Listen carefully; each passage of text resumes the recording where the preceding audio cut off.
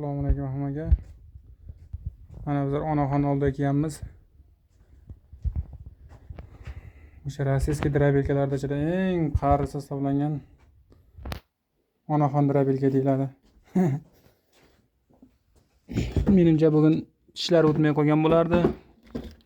Bu kishini rig o'tkazyapti, keyin butun o'tkazyapti deyapti. Shu stomatologlik qilamiz. Mana bu tarafini ham ochib oldik. Sardol yo'q. Pachimliklarda ham mana bu girdi sinib uchib ketgan.